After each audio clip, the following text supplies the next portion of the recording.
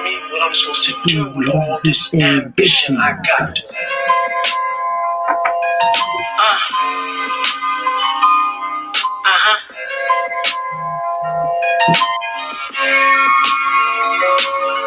Yeah.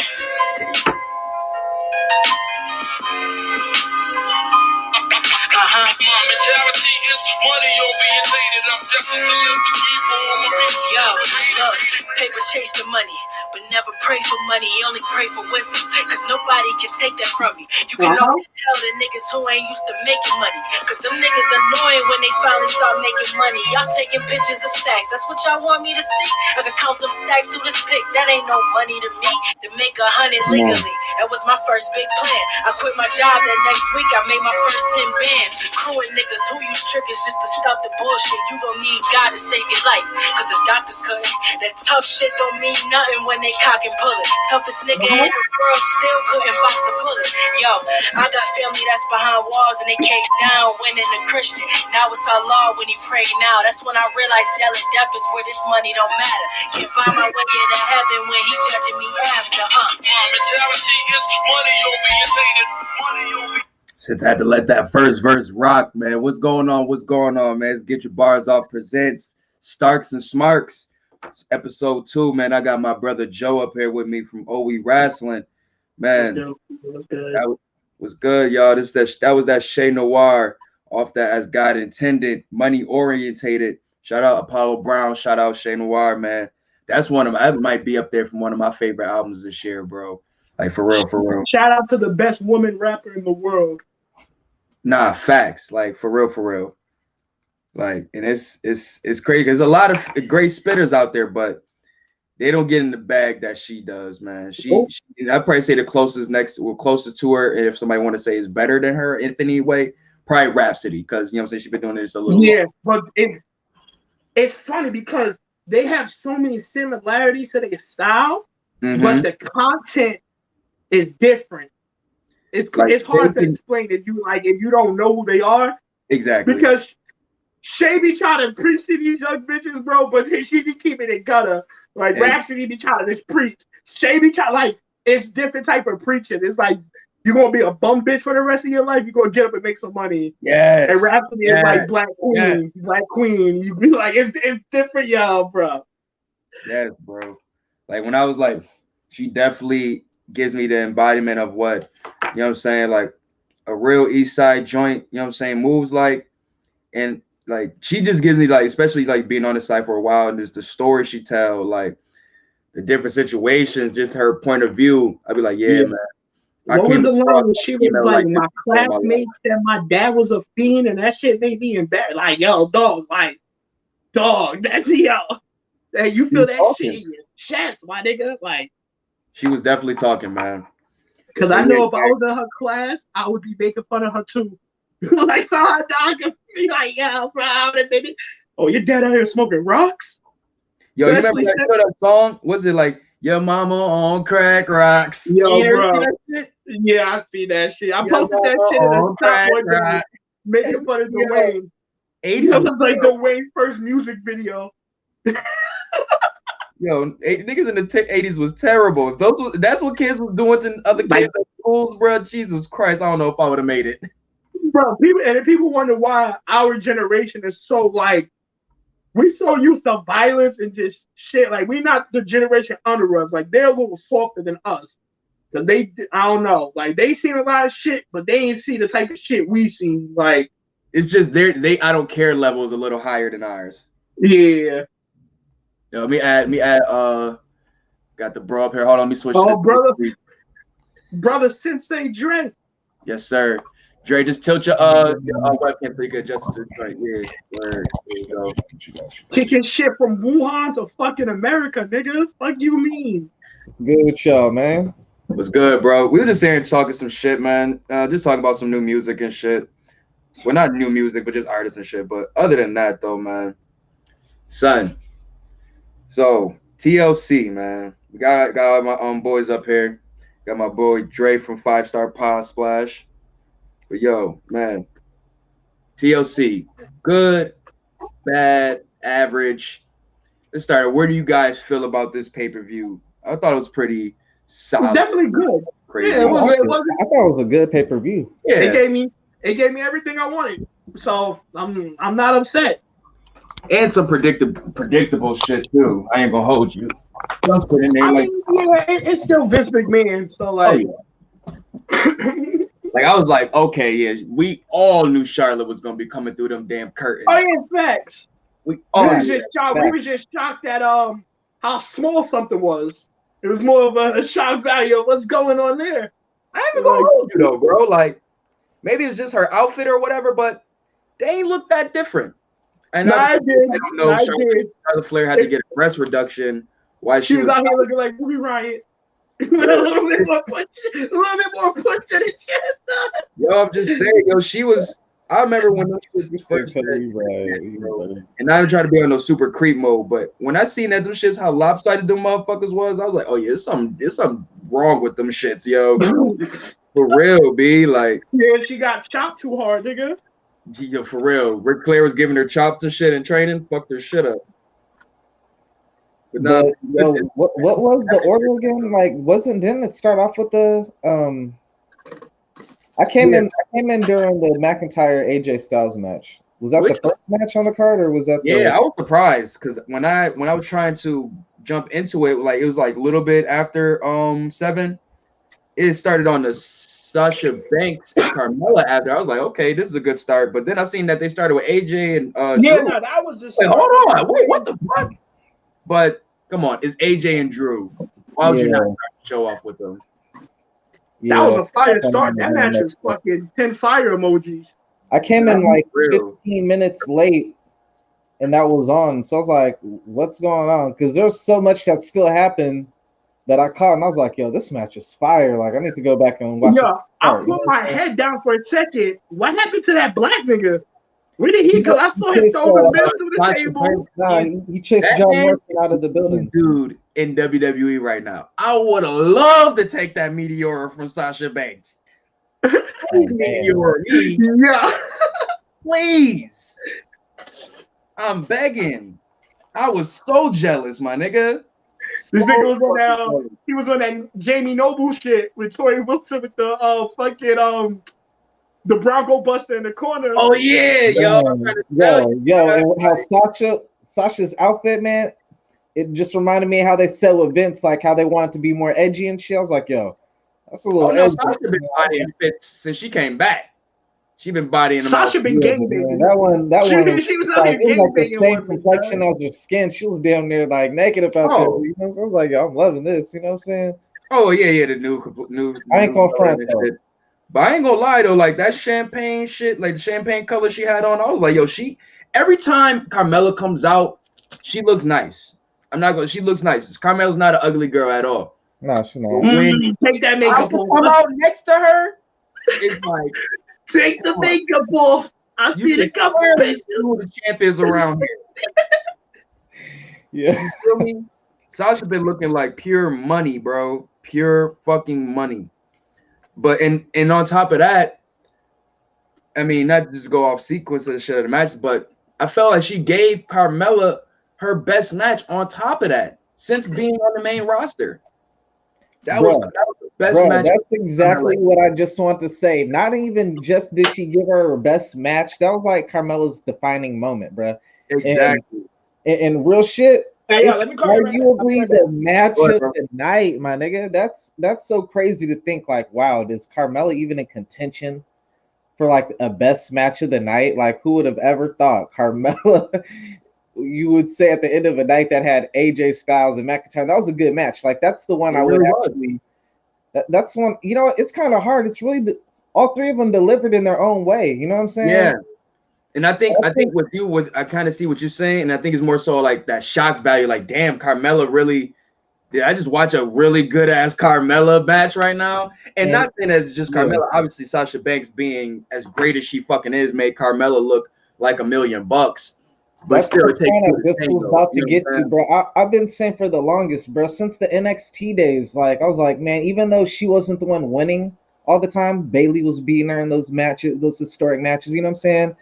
Charlotte was beating her. Charlotte was the main NXT person, but I said the whole time, I'm like, Sasha Banks is the best wrestler on the thing. Like, I would put between her or like Shayna Baszler. Like, technically, really, Io or Asuka. The only thing is the language barrier makes it hard for me to really Oh, put we them giving on no that. You know what love I'm to saying? the queen. Like, because I put more into it than just the offense. You know what I'm saying? You gotta be the defense too. You know what I'm saying? Which is like a dope thing on Roman's So part. wait, hold Not on. to So get you off, say, off well, subject, not, but not not not to say that you aren't saying this, but where do you look at Charlotte in her sense of, well, you said you can't just have offense. I give you that because a lot of these women have great offense, but the selling and all of that such, Sasha is top tier. Where do you look at the other horsewomen in that area of, like, obviously they have great offense, but where are they on the receiving end? Can they sell that well for somebody? Can they make somebody right, look right, great in the right. ring? Because we all know Right. Sasha can, but do you think that Charlotte has that in her repertoire, Becky or Bailey? Here's the thing.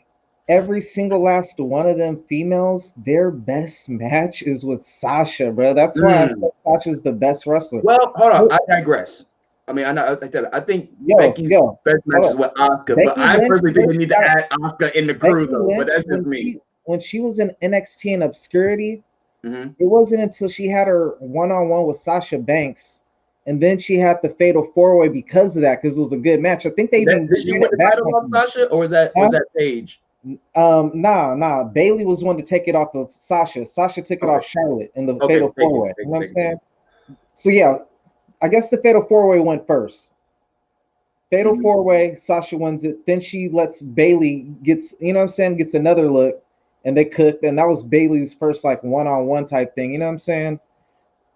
Her and Sasha Banks, I mean Sasha Banks and Charlotte's rivalry, that's classic. Her and Bailey, Yeah, classic. You know what I'm saying? yeah. With Becky Lynch, like I'd say Becky her Lynch is still. I feel rivalry like Becky Lynch is is still making, better. like, You know what I'm saying? not to With cut Sasha you off. I feel and like Becky Lynch is still, yeah, like, not catching up, because she's catching up quick as fuck, but it's like it's so much that Bailey, Sasha, and Charlotte did right before Becky's ascension, that in a sense she's still having to catch up to that. She's the man, all of that. She's like top tier, all of that right now. But when you bring up the resume, she might be at the bottom of the three. at the bottom of the four. But Well, I'm just I saying, I would agree with that, except for Becky has that shit talk. So like Becky is gonna defend herself like on that and that third party. That's what made her blow up. Sad to say, like if you look at their resume, she should be bottom of the four, but she was able to capitalize on Ronda Rousey. You know what I'm saying? yeah, Because yeah. it was really Ronda Rousey that got them that main event, bro. Oh, Like, please 'cause you believe, know please how believe, Vince. I please mean, believe. you know, they had the same match without Sasha Banks. They replaced Because Sasha. Vince would definitely not pull the You know what plug I'm saying? They were, on Sasha. I mean, on Charlotte versus Becky Mania main yeah. event. He's not pulling that plug. And that was a trash main event too, honestly. You know what I'm saying? I ain't even gonna front. Like that The whole ending was weak. it I was didn't just like the match. sloppy. It was sloppy, yeah. That's why I said it's trash, because like Yeah, it was a sloppy finish. Like you can't do that on the main especially with event. all the hype we had for it. We wanted to see a pin. Yeah. I feel you totally on that But, one. But would you say but with Sasha since she being did win, up at the top, I do feel like this run right here, especially with this win, because obviously we did the whole she doesn't retain type thing. She always loses in the first defense. We got over that hump. So now we're actually going to start building the reign up now. So we get a really good match with Carmella. That's a good check right there. You know what I'm saying? Especially a return to Carmella. Good hype. Oh, it was a nice little feud between them two. Two, you know what I'm saying, type of diva type chicks. Not to go back to that old term of women wrestling, but two divas, which they are. I feel like right now in the women's division, they're trying to like make that perfect mix of diva and wrestler. So, and I think Sasha is, you know what I'm saying, Sasha, Charlotte are the forefront for that right now. But now you got Carmella, who's coming into her own now, who I ain't gonna lie, she's really, I mean, I feel like she always had a solid promo, especially being around Enzo for all them years. Should have learned something. But these promos for this build up that they had going into the match, I thought it was good. I like the little vignettes, what she was doing with the with her little black servant. That's another topic. But I didn't even know about. I didn't know who that dude was. It's like, who is this motherfucker? right, Somali, Somali, or you whatever his know? name is. His real name is Reginald, I heard, but whatever. But Yeah. I'm like, what? right. Damn, common But black name. yeah, I thought all that stuff was solid. You know what I'm saying? Honestly, good. She was talking some good shit. Even when she did the little champagne, it tastes cheap, just like, you know what I'm saying. It was solid stuff. You know what I'm saying? Especially to go against a lady like Sasha, who, you know what I'm saying, can talk that shit. Yo, They kept me intrigued. I will say, definitely kept me intrigued. just to keep it on the ladies real quick, man. When you say Yeah. the top four, like in reality, like while I would have Sasha at the very top, in reality of WWE and maybe the general perception, she'd be the bottom of the four for now. It's between her and Bailey, and you could, and while like realistically, we know Ooh, I Charlotte. don't know, man. Bailey had a really great 2020. I mean, yeah, like right now in 2020, she's just now really getting her due because like. And again, all those, it was Charlotte who got to be the face during the NXT for the most part. You know what I'm saying? It was Charlotte who got to win all the big, the triple threat WrestleMania with her, Becky, and Sasha. Yeah. You know what I'm saying? Like every big pay-per-view, Sasha can't even defend the title when she get the title. It wasn't until 2020 that she like. That's why this run means so much. No, Right, I agree with you totally. It shouldn't have took this giving long. her turn. You know what I'm saying? I'm like, Yeah. I hope. I was surprised. I thought they were gonna take it off of her yesterday because of the whole Snoop Dogg at AEW thing. Well, once I seen that they didn't take his audio, his lyrics out of the song, then I was like, okay, they ain't tripping out on this shit. But I agree with you totally, man. I think that this run right here, even though the talk about like just solidifying it, it's a little it took too long to do it because she's been on the main roster almost 4 or 5 years now, and at least in the main title run for a good 3. So the fact that we're just now trying to give her a solidified run is kind of crazy. But I will say, since her return, the blue hair chain, all of that such, she's taken her game up to a whole nother level.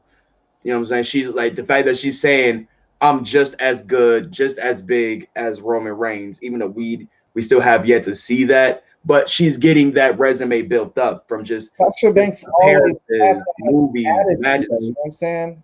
But she just never would get the, that's why she'd always complain, and people would say, oh, yo, her and Bailey complain like when they have to lose to the Iconics, But the smart thing that she went out and did was she went and did that Star Wars shit on her own. She didn't even use her. Yeah, that's what I'm saying. Just building her brand, but not just Star Wars, just appearances on multiple platforms. She was on, you got to build on the rail, like that, the black version of The View or whatever it's called. But anyway, just making appearances outside of just, you know what I'm saying, Twitch and all of that shit. Like, it's a whole nother market of people out there other than just wrestling fans, and you got to tap into that. Especially if you're going to carry yourself as the boss, then carry yourself as a larger than life figure. I feel like she's building herself to be, because they need another larger than life figure other than just Roman and Charlotte. You know what? That move though, that's a real big move, because not only was she on like the finale and all that shit, and there's like so much that pops off, and that Star Wars is like a whole culture. Yeah, you know what I'm saying? That's like jumping into the Marvel universe. That's why they really need to tap into it right now, because for one, she got somewhere that she could go. But bro, I don't see why you haven't. To be honest, just like how they used to promote. And AEW would definitely pick her up too. Like, so she's like, it ain't where she's like pigeonholed into this one company because it's the only one. That's the beautiful thing about having AEW now. You know what I'm saying? Now you gotta make sure you do that superstar right, because they know their worth now. They know they could go somewhere else. Oh yeah, please believe. And the thing is too is like, I wish WWE would market it just like they used to market the women in their Playboy spreads. They had a whole segments for those shits. You know what I'm saying? Or the dudes on Muscle Fitness or on the cover of the 2K and shit like that. Your girl is on Disney Plus right now on one of their biggest platforms with Star Wars. Why is it not being marketed right now? Because she did it on her own. See, but when still though, I would still want my. If she works for me, I want that traction to come back to WWE. So when they see it, like, oh, WWE superstar, that promotion, they over here. You know what I'm saying? Like 2 + 2. You know what I'm saying? Like they're already like, yo, WWE superstar is on Star Wars. Okay, let me go see what she does at where she he didn't get to extort from the beginning. You know what I'm saying? Like, nah, he wanted Dana White. He wanted to pull a Dana White on her.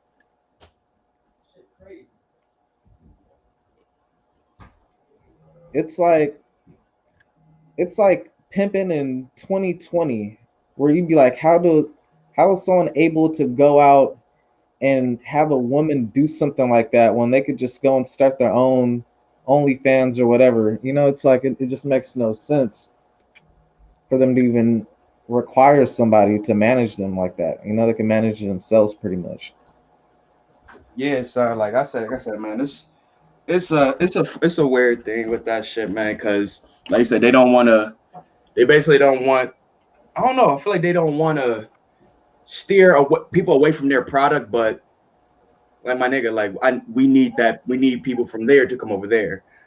Well, let's run through these joints real quick before Raw comes on. We went into a little tangent, but Yeah. so we started off the show with the 8-man tag match. We had Big E going over, well, pinning Sami Zayn, which we're going to now get an Intercontinental title match this Friday on SmackDown, which I am amped for, bro. I'm happy my man's getting another shot, for real, for real. Yeah, I'm liking what they're doing with Big E. I like that they gave him like his own music. You know what I'm saying? Shout out Wale. He got his own logo and everything. The only thing I feel like they need to switch up the wrestling gear a little bit.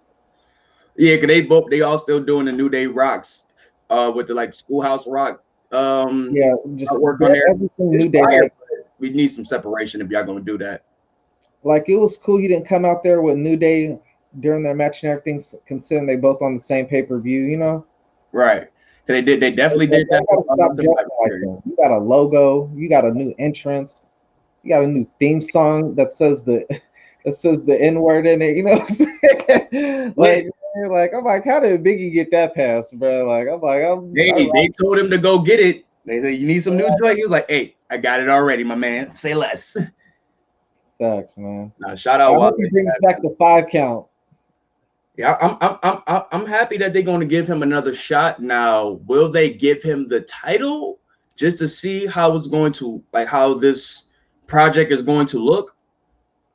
If anybody, I would say this will be the time, because while it's a good feud right now, him and Sami Zayn are having, you know what I'm saying, good match. Had a good match. Let's see how the second one looks. Maybe we might get a third by the time Rumble comes around. Who knows? But I definitely would like to see him as champ going into 2021.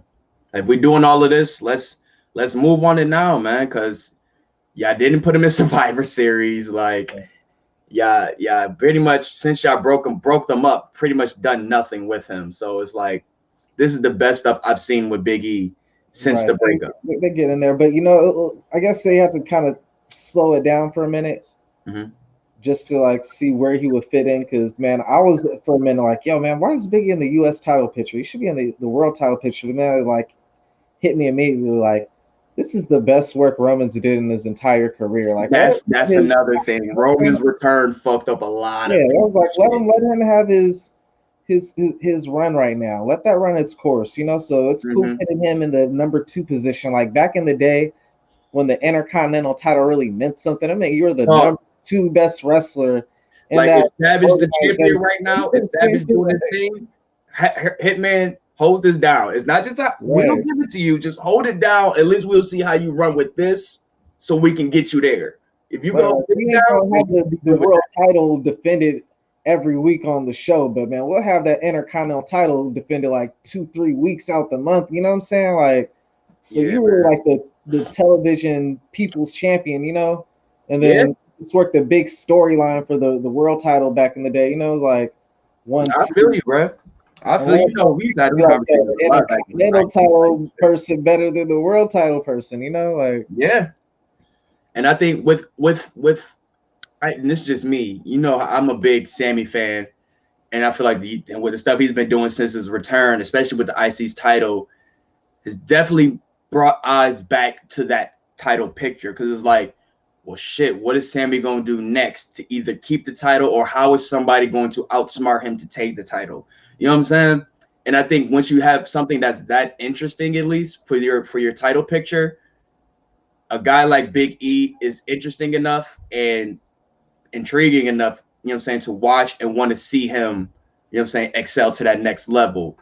And it's just really so if Vince really is ready to pull the plug too, because I don't think we would get 2 championship matches back to back if they're not trying to move on this. Because I mean, he pinned them in the joint. Like, it's not like they're gonna do a rubber match or none of that nature. Like, this is a title match, so I hopefully he wins it. It brings some views to SmackDown, which they do need. You know what I'm saying? Like, those third hour drops have been really nasty, especially for SmackDown, who's been doing really good this year. They haven't been, you know what I'm saying? They've been victim to it also. So a win like this for Big E on TV, that'll be good for them, especially with the NFL. You know, I forgot who took over Fox. I know they're gonna be on Fox, but they on FS1 these next couple shows because of somebody's playing their games on Fox. I think NFL games. Probably some NFL back on. Yeah. But man, with Biggie, I think they got him at the right position. They got him working with the right person. Sami Zayn, he's from that same cloth as a Kevin Owens, who Booker T said is the best wrestler on the roster. You know, and WWE looking at their roster is a crazy ass roster, bro. Like, it really baffles me how bad the booking is, because like on paper, if you look at WWE's roster, it shits on anybody else's. The best roster in wrestling right now. It shits on anybody else's roster. It's just the worst produced show and the worst. It's too hokey. You know what I'm saying? It's too cartoonish. It's too predictable. It's too entertainment instead of wrestling. You know what I'm saying? Like, it steers away from its. It's not the balance that they really tune in for. You know what I'm saying? Like, we just want to see some wrestling, bro. And you're giving us everything else. You know, like. Well, I do want to be entertained. It's like I still want a balance. I'm not gonna sit here and lie like I haven't been, like I'm not used to the WWE formula of sports entertainment. So I like that shit too. So is that this? Like, I just need a good balance. You know what I'm saying? I just need a good balance. When Otis beat Shinsuke Nakamura, that's when you need to sit the creative team down, all of them niggas, and be like, you're fired. For real, bro. You need to fire everybody who was in that decision that was not Vince McMahon, because obviously he can't fire himself. But he needs to get rid of whoever told him, whoever he pitched that by and was like, yeah, that's cool. Someone should have spoke up in that room. That just showed no one got the balls to speak up in that room. Because whoever thought that was cool, man, like, that's just ridiculous, bro. Well, that's why I'm kind of glad they slowed that whole Otis situation down and actually started to put thought into it, because they know just throwing this dude in the ring and started beating everybody out of nowhere is just random as shit. So they kind of slowed that shit back down, put him with Gable, and started giving them little wins here and there that actually kind of makes sense. Look what happened. So that was the pre-show. Start the show, we had Drew versus AJ, with The Miz trying to make a cash-in. Just the match itself was amazing, yo. Like, you had AJ selling, he was selling for Drew better than a man on Canal Street, bro. Swear to God, dog. Like, he was selling, like, he was taking wild bumps, bro. That fucking, what was it? He like just threw AJ over the rope, bro, through the table or some shit like that. Man, it got real crazy. Minutes into the match, but when I came into the match, like they had shit set up everywhere, man. That shit was ridiculous. It's like, how they even moving around with all this furniture set up? Like, it's like, real. That's what I'm like. Is Drew gonna set one of these tables on fire when his entrance starts or something like that, bro? Like, this shit is everywhere. I'm surprised they didn't utilize all of that shit. I'll say they did a better job with this first one than the Roman match. That, like, my only complaint about the Roman match, but staying on topic with this one was like, it wasn't as predictable in the sense, like, and I'll just leave it at that for now, you know. But they had some really good spots. They really utilized the big man.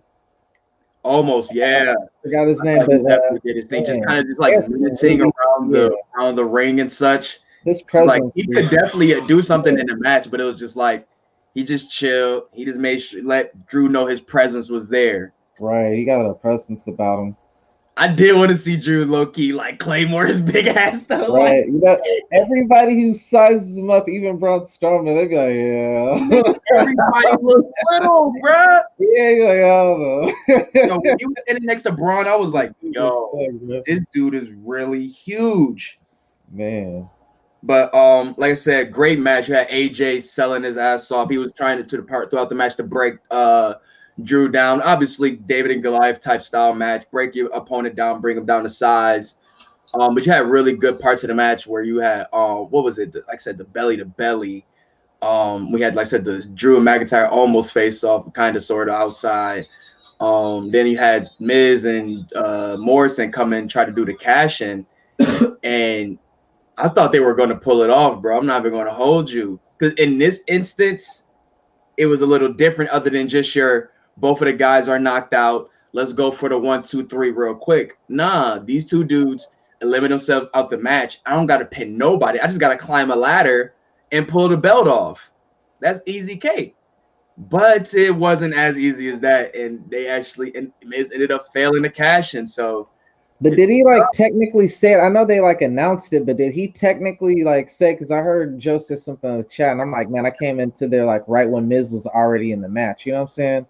Like that's literally when I came in. So what happened was, yo, the Miz is cashing in. I'm like, hold up, let me get this shit on right now. Like, John Morrison came in. He had the briefcase. He gave it to the ref. Ref signaled that this is the cash in.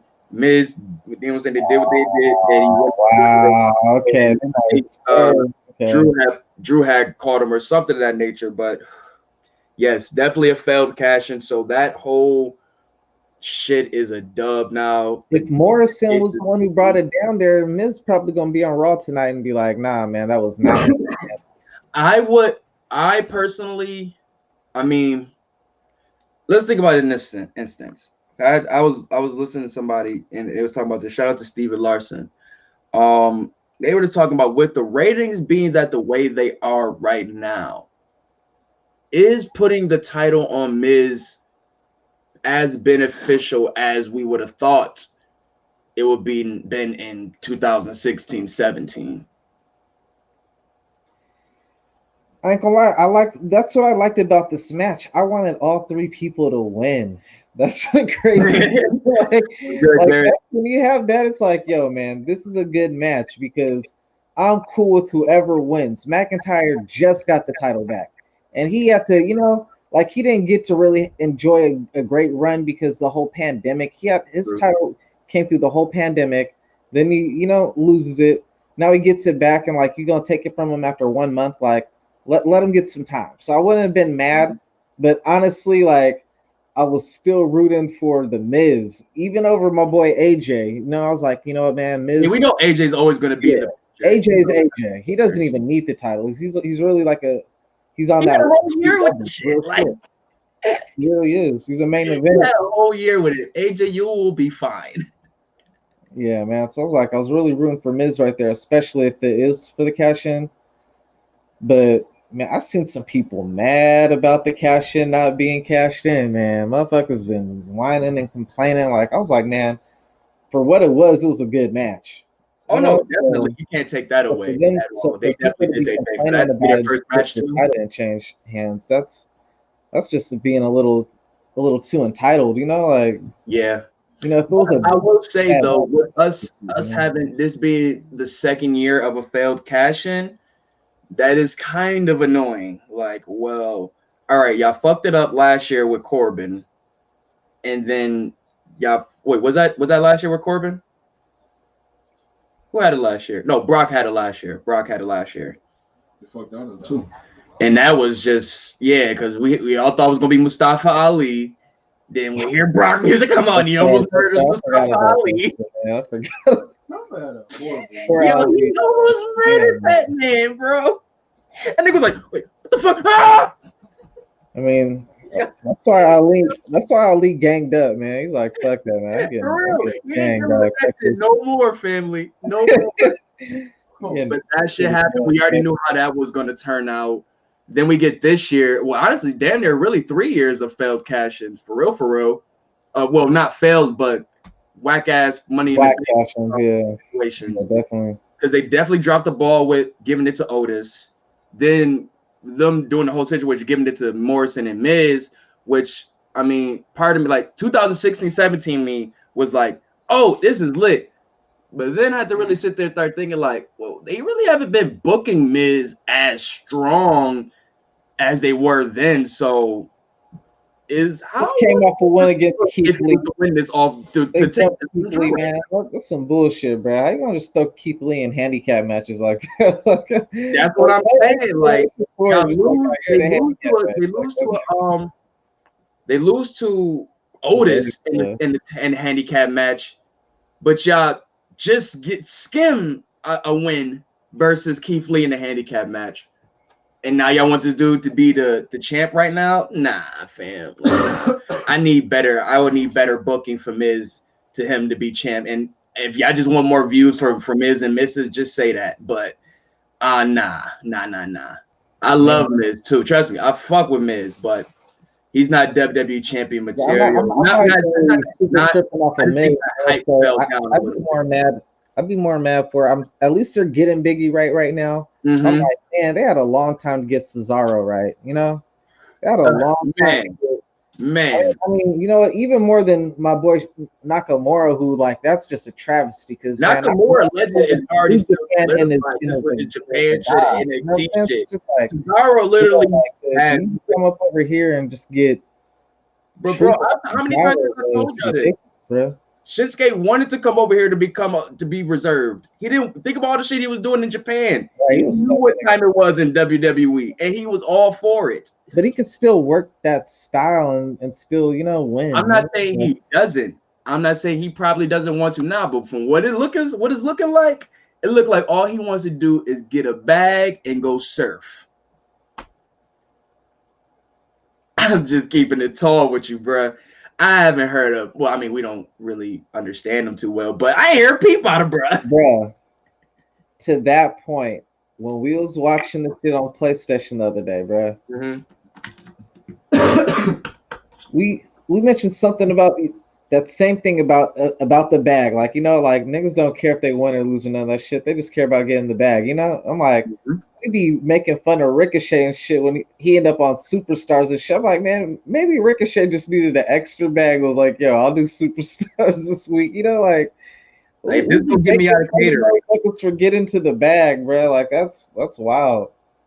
But we're doing Shinsuke is like, I feel like he's definitely reserved. But with what's his name, Cesaro, other than just being a really great tag team wrestler with guys, he really hasn't really shaken the industry like that. Like we thought he would. To us. I used to say, and I still kind of like believe to a certain extent, because like even with the Young Bucks and Kenny Omega, like they did a lot of the same stuff, maybe even more stuff when they were younger. You know what I'm saying? Because as you get older, hell yeah. Now, my point being is like they got more famous in their older years. Not, you know what I'm saying? And I feel like a lot of it goes into not just the Bullet Club look that they had branding behind them, but there's this other key element that we overlook, bruh, and it's the theme song, my nigga. Like, Which one? Are we talking about the OG Georgia? What is it? What is it? Nakamura. Oh, Nakamura. Nakamura, and I'm just like, man, his career really went downhill as soon as they switched his theme song. He had the best theme song. Well, I thought we liked the remix when it first dropped. I thought we liked the remix. Like, it's cool, but it's still not the other one. And it just really... Maybe because they just had lyrics with it now? It's really... Nigga, we make the lyrics. You don't make the lyrics. It fucked it up. And it just made me think of Bobby Roode, too. I was just like, damn. When Bobby Roode had the glorious... Son, me and my mans was just talking about that. And we gonna end this recap in a little bit. Yo, with Roode, bro, oh my God. It's insane because... I was talking about, all right, Bear Money, knock out the park. You know what I'm saying? Rude Incorporated, that was cool. I'm not talking about Team Canada because he was a focal point of Team Canada, but they were still a faction, so he wasn't like the focal point. I'm talking once he became a focal point in TNA. After all of that, cool. His run in NXT was good. It was good. Did it really shake up NXT like that? Not really when you look at it in the grand scheme. He was a good heel. He had a great run as a heel. I mean, was his opponents that crazy? Nah, not really. I mean, what did he have? He had song. It was a song in the pageantry, man. Like the entrance, but you know. that's what we're talking about. That could I put forgot you to who the next was level. that said it. I think it was the Miz. It was somebody, maybe the Miz or somebody else. But it was like all you are is a good theme song or some shit like that. And I feel like since then, bro, it's been downhill for him because that's really all it was. Not saying it was, but we know it was more to root than that. But that's all they were pushing was the theme song and the people singing with it. And once they like put like that's all he's like good for, they never did anything else with him. Yeah, he had a US title run, but who remembers that shit? I mean, no, I mean, because to a certain extent, for a lot of people, you could kind of get by with that, you know, like with the Undertaker, you know, like Undertaker says stuff like, "Man, y'all be doing like way too much. Like, I just less is more. It's just about the storytelling about it, you know what I'm saying? Like when you watch Ric Flair, he do the same matches ever since I was a little kid. I never like I couldn't appreciate Ric Flair until I got older and appreciate more of like having a little smart ass mouth. You know what I'm saying? To like, oh yeah, like, You that talking shit that shit. resonates with me. You talking shit. Black people like that shit. We like As a kid, we like the bad guy. I'm like, how's this old dude up in here with these like yes niggas? Like, you know, like he kind of was like one of the people who made it fake to me in a sense, you know, like. But nah, man. Yeah, sometimes go ahead. the entrance and all the other things could be enough, even without you being the best worker. A lot of times, the best workers be like regulated to the Intercontinental or like the junior division and shit And like that. to bring it back, and that's how I feel Miz was for so long until that 2016-17 period where he was just cooking everybody. Heel game was top tier at that moment, and they just did not capitalize off it. They capitalized on the Daniel Bryan match too late. They capitalized on, you know what I'm saying, his like him just shitting on everybody like wild late. Then they put him on Talking Smack, where it's like, nah, it don't really feel the same no more. Like everything, they did so much shit wrong with that little bit of good, that good that we got out of SmackDown in that period. What they could have done after that, they let it fall to the side. They took away Talking Smack, like Miz and Daniel Bryan's whole shit did never capitalize, especially when Daniel Bryan came back. That should have been the first thing that happened. But and now we're in it's 2020 now, and Miz is just regulated to some Miz TV episodes promoting his show and a solid feud here and there. Miz, I don't know what Miz's relationship. I mean, I was thinking back, like when you were talking about the whole Miz like putting the strap on and everything, like 2017. I was getting confused for a second until I recall with the whole Talking Smack shit. You know what I'm saying? Yeah, bro. Remember he was cooking Dolph. Dolph Ziggler's boots. Him and Dolph were both like wilding out, bro. Like for real though. Really trying to like show like backstage, like, yo, I could be that guy. Like, let me get that opportunity. You know, like it was cooking, but. Damn, like you said, where are they now? You know, but right, it was no capitalization. Large roster, it do be kind of hard to juggle that much talent. Like someone got to lose, you know. But the whole win one, lose one type shit is one thing, you know. It's like it's just watching the same match over and over, but with going back and forth. You know? But no, man. Anyways, though, but like I said, shout out to Drew McIntyre. I mean. He is so much stuff left for him to do because with this whole, you know what I'm saying, especially going into the Rumble season now, we got a multitude of people to think about who was going to be winning that. You know what I'm saying, could possibly be a winner. I mean, a person to go up against him or obviously Roman. I mean, AJ, that's a big match. So who they go from after that, I'm definitely interested in. To be honest with you, I mean, we all know Sheamus is the next one, but we don't know when they're going to pull that trigger, to be honest with you. So in that case, I'm just going to stick with Sheamus being his next big feud. I don't know what they're going to do in between that, though. Yeah, that'd be dope. That'd be a good look for Sheamus too, man. It's been a minute for Sheamus, but he definitely, man, just him being able to work. There was a point like recently where we thought like Sheamus wasn't even gonna be able to wrestle anymore, you know? Yeah, A couple that's years why I ago. was so And mad. I he'll be wasn't out mad. here and working like nothing happened, man. Salute to him, man. That's a true like doesn't get He's been enough cooking credit. food since he came back. Like he's been putting niggas over in great matches. Like every match he had to really put somebody over in, it was a great match. Him and Chad Gable, fire match. Him and Riddle, the 3 matches that they had, fire. I think they wrestled on SmackDown also. I think, yeah. So they had like 3 matches, all good in my opinion. Who else he wrestled? Oh, the Biggie Street Fight. Thank you. The Biggie Street Fight, crazy.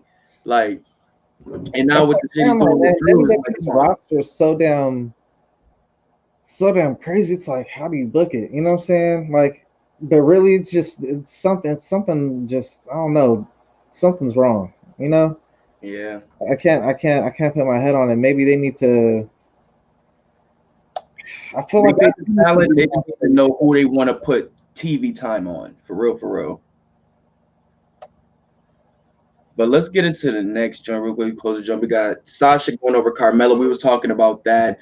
I mean, it's nothing really much else we could say about that. Shout out to, you know what I'm saying, Sasha solidifying, you know what I'm saying, continuing her run. Carmella, I'm liking the gimmick right now. I like to see where to continue with that shit. But let's get into the joint. New Day versus the Hurt Business. That was a match right there, yo. That was a great tag team match. Shout out to the Hurt Business getting that W, man, in a hard fought match because the New Day was cooking food majority of that match. Real talk. Yeah, that was a dope match, man. Like I really like this whole pay-per-view. I didn't have one match that I didn't like on the pay-per-view. You know what I'm saying? Like, if anything, this was probably like the lightest match on the pay-per-view, and it was still a good match for me. Like, but it was still a really good match. You know, I can agree with that. Like I said, I think the New Day took over majority of the match. It was the ending that was so like, whoa. Like the thing I was also like looking at, we're like, man, is this the most black champions like WWE has had at one time, man? Like, no, remember we had the Black Excellence photo a couple years ago. All right, yeah, because it's just like, oh, all right, yeah, well, yeah, we had Rich Swann, we had the New Day, we had Sasha Banks, and Kofi had the world title, right? So they had the tag and the world titles.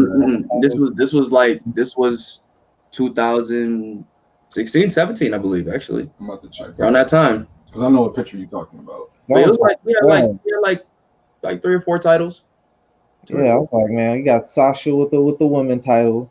You got the Hurt Business. You know, the Hurt Business. You got Bobby Lashley. Yeah, I was like, damn, it's up right now, man. They're collecting. Yeah, we got rough for a second. They're collecting right now. I'm like, you might want to keep the title on Sami Zayn right now. Make Biggie chase for a minute. Like, I'm like, damn, we have all the titles. Right. For real. Don't have us out here looking like, you know what I'm saying, trying to be the. I just don't want them to want people to be thinking they the pandering company. I don't hate when people think like, we got black champions, they pandering. Nah, fam. The fuck? Let niggas eat. But great match though. Like I said, great match. I loved all 3 of the matches that they have. The chemistry between these 4 guys is really amazing, especially with Shelton, Kofi, their history, which I love that, you know what I'm saying, Tom Phillips brought that up, that these dudes been like, you know what I'm saying, here since ECW. Like they were WWECW. Man, when we were looking yesterday, man, like when we're just watching Shelton Benjamin, we're just like, man, this guy does not age, bro. Like this dude looks the exact same. Like he hasn't lost a step, bro. I'm like that up, crazy, bro. Because like, real talk, if you wasn't rocking with Shelton Benjamin since here, don't rock with Shelton Benjamin here. You know what I'm saying? If you wasn't rocking with him when he was the greatest, He had so many highlights back in the day, man. They were wilding, bro. Come on, bro. Like he was one of the only people to beat Brock in wrestling it back in college and shit. Like coached him and some shit too. Like, but dog, just looking at looking at Shelton's size, like he's always been like the perfect size for like to be able to wrestle with damn near like anybody. You know what I'm saying? Like he was never like no little nigga. Like you had to put him in Nah, bruh. divisions or something like that. No, like he can wrestle the main guys. He can wrestle the small guys, and it's just as elusive as them. You know what I'm saying? Shelton, there was a time back in the out. day, but he went away for such a long time that Yeah. it like kind of stopped being in the conversation after a while. Oh yeah, It was a long time before people were like Kofi, like we're like, yo, man, this dude needs to be like that next guy. Like he deserves a title reign. You know what I'm saying? Like after like certain people who didn't never get their title reign out for a long time, like a RVD or whatever, you know, like after he got his shit, you're just like, all right, who's the next person who's like that person who like is really like world title level, you know, but just not gonna. Well, he had to grow. He had to grow personality and such. And I think once he tried that and what they were doing with him, it was like, kind of makes me wonder though, how much of it is on him and how much of it is on the writers, because these writers are terrible, bro. Like, yeah, you know, bro. Because that Shelton's how much big input did he have into it? Or horrible. he just okay with, you know what I'm saying, or just go with whatever was being told to him, you know, like. Yeah, that Shelton's Big Mama shit was horrible. That shit was terrible. The golden hair shit. Some people like, I wasn't around for that shit. Like, but they gave him TV time with that shit, and I just like, if they gonna give you TV time with this, then it's. I don't think they're gonna think of like really trust you with the world title then, because who's gonna want some shit like this? How's this gonna draw a world title shit? You know. They need to really push the trigger on Lashley, man. In my opinion, man, like I think well, they ain't gonna do that because you know what? Here's the you know what they're doing it for. Perfect sense. That would make perfect sense, but how you know what they're doing it for, bro? They're doing it for Cedric. Think about it. He beat Kofi. He beats Xavier. He's been talking the heaviest out of all of them outside of MVP because that's just how he talk to niggas. Bullshit. But and then with the end of the match, when Shelton was in his zone, about to end the match and win it, out of nowhere, bang, Cedric, you know what I'm saying, tags himself in, hits the lumbar check, and gets the W for the team. And Shelton was even like, wait, what the fuck just happened, yo? Like, and I was just like, oh, okay. Is it gonna be like he's feeling himself too much? They're gonna have to check him, or is it gonna be like the ego is gonna, you know what I'm saying, be too big for the team? They're gonna have to kick him out. Like, what is going to happen with this? Cause I hope it's not something they do soon. Cause I am loving the Hurt Business. I do not want to see them break up no time soon. They're one of the best things on Raw right now, and that's not even no bias because I'm black. Right. These dudes are one of the most compelling things on WWE TV right now. Yeah, we definitely ain't about to discredit them by just saying because they black, that's why they fired. Now, like with them, I was a little bit worried that they were gonna do some shit where they kick him out of the group or kick out Shelton, either one of them, just because of how he been acting extra during their matches and shit, you know. But they kind of dialed it down yesterday until you just mentioned the finish. It was just like, oh yeah, he did do that. Like, but my thing was at first we had MVP and Bracelet like, okay, I see you out here, bro. All right, I see you. And then now it's like, okay, now he really feeling himself, but nobody said anything. You know what I'm saying? Shelton made the face like, what the fuck? Like, but they got the championship titles. They were happy. They all were celebrating. So I was like, well, okay, all right. I guess it's cool. I guess it's cool right now. I'm just gonna have to roll with it. Yo, this would be perfect booking in my opinion, man. If you had, obviously, you just said Sheamus and McIntyre have their feud, right? Right. McIntyre come out the victor on that, just to have a little bit longer of his title run. You know what I'm saying? But in the meantime, Her Business do whatever they do, and Bobby Lashley defeats Drew McIntyre for the world title. So now McIntyre got to win the Royal Rumble, but instead of challenge Lashley, he ends up challenging Brock Lesnar, or you have Brock Lesnar win the Rumble, come back, win the Rumble. He take on Lashley. I've been waiting so long for Lashley versus Brock. I don't know why you don't want to pull that trigger, bro. At some point, he only came back for that match, man. And you've been having him do. He's done everything. He had to do the Lana shit. Like, he's been such a team player. Like, all right, y'all doing good by him right now with the Hurt Business, but Bro, you're not about to tell me this ain't MVP Brock kinda, saying no at this point. You're not about to MVP tell me kind this of Brock like saying, damn, Mandy. taking over, like with the being the mouthpiece and the personality. You know what I'm saying? But to really make him the leader that they claim he is and everything, man, make him 2-belt Bobby like how they had in TNA. You know what I'm saying? Let him have both those belts and everything, and then McIntyre maybe even have Roman Reigns cost him the title or whatever. Didn't they feud already? Him and McIntyre already had their little feud already, didn't they? Who? Yeah, him and McIntyre already had their little feud. McIntyre and Lashley. Yep. I mean, they could spin the block on it, but that's been a minute. That's been a yeah. minute. But that's how long this goddamn 2020 been feeling, bro. Yeah, because he's been in some feuds since then. Yeah, I was gonna say that's how long 2020 felt. I feel like that shit was damn near last year.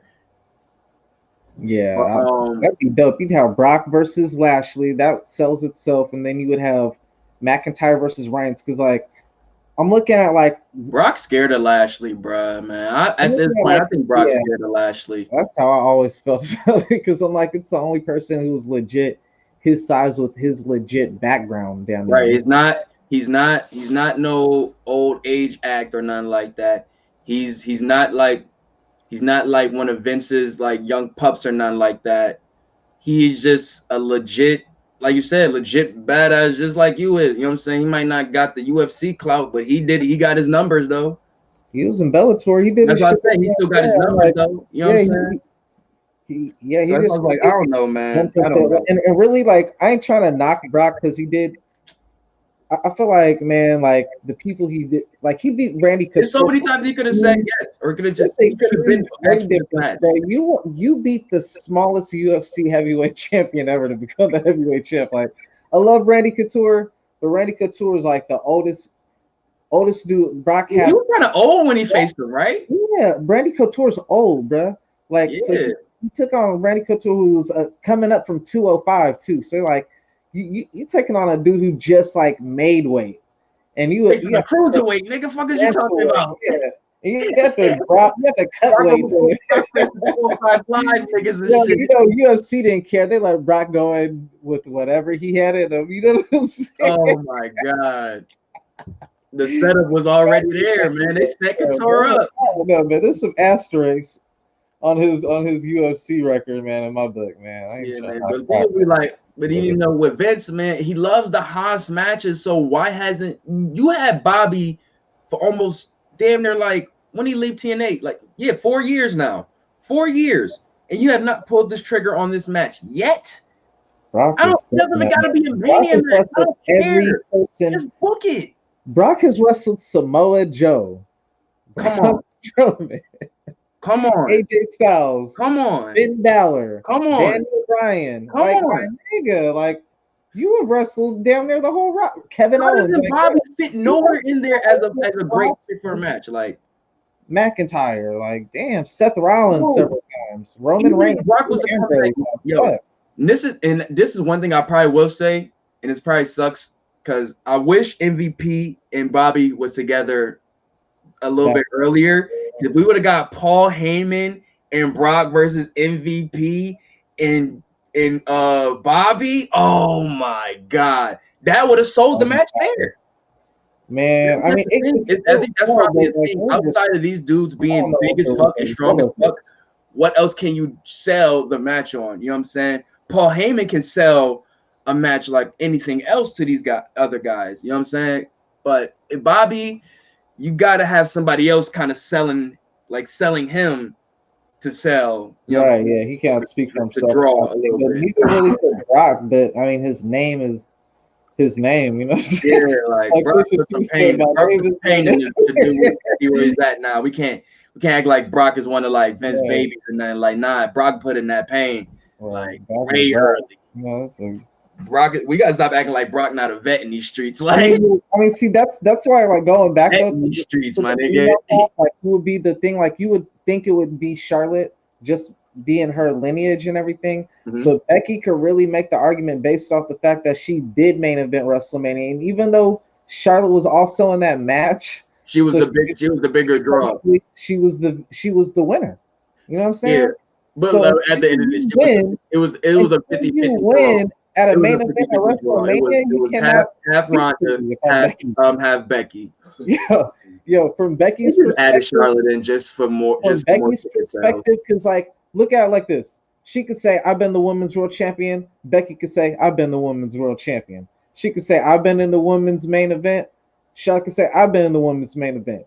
But until she could say, I won in the main event, then all right, you can't speak to me. Until you've been on the cover of a video game by your even I can't even say by herself because Roman Reigns sure did creep up on that bitch. Yeah, In 2015, took that away from her, you know. Damn, like NBA 2K15, or is that 16? Roman really did take her power over. Yeah, man. But like I said, man, it's that shit is, man. I'm really interested to see what they do with the Hurt Business coming off of this. They got the gold now, so. And they got the black and gold with all the gold, man. Like that's fire. I hope they really move with this. And hold on, real quick though, I want to give a special shout out to Shelton Benjamin because he dedicated this match to Shad, his win to Shad. You know what I'm saying? He after the match, he posted some pictures on his Instagram with him going to to Shad's family house. You know what I'm saying? Linking with the family, hugging the kids and such like that. And just like, you know what I'm saying, just from with Shad being a tag team wrestler, knowing their relationship, knowing how black wrestlers got to, you know what I'm saying, support each other, it's just really, really, really dope to see that, man. And it's like, man, rest in peace, Shad, bro. Yeah, dog, you got me over emotional and shit, bro. Shout out keeping his memory. Man, that dude's a fucking hero, man. That shit was For real. so, man, that's I mean, you know, he really needs to be what's the joint? What is it called? The Warrior Award. He definitely deserves it. Definitely deserves it. Man, they need a new thing named after him, man. That's more heroic than anything the Warriors did. I ain't even trying to shit on the Warriors' legacy, my nigga, but like, there's some things bigger than wrestling, my nigga. That was some real heroic shit, my nigga. You know what I'm saying? And to him, and my condolences to his family, man. Like. Man, you know, the dope thing is like his legacy lived on. You know what I'm saying? He sacrificed himself for his son, man. So now his son can continue their legacy, bro. That's amazing in itself, bro. Like I'm glad that with Shelton, but with Shelton too, you're right with his son. And I was gonna say with Shelton active right now and him doing the things that he's doing, him still keeping and MVP also, you know what I'm saying, keeping Shad's memory alive. I gotta give credit to our OGs, man. Like those are really our wrestling OGs, and they keeping they homie name alive, man. You know what I'm saying? Real talk. That's a beautiful thing. It's a beautiful thing. One more thing with Shelton Benjamin that I always admire, man, is Shelton Benjamin. Oh damn. I mean, besides the whole little Big Mama when they did that little bullshit, but I'm like, I never like seen him like really. I don't really seen him coon. You know what I'm saying? I don't really seen him like. Well, this is not saying that he was, but we were having this conversation yesterday what included Shelton Benjamin. And I was just talking about the things that black wrestlers have to do to get over to white crowds, and it literally is either being you got to be super athletic, you got to be super fucking funny, you got to be either like wild energetic, you have to have the best, like the strongest attitude, like all of that nature. You know what I'm saying? I feel like when you're just a good ass wrestler like Shelton Benjamin and you want to be a little higher in the ranking, you got to do a little bit more. He already had the athleticism in check. Now he just had to add something else. And it was just, he added blonde hair.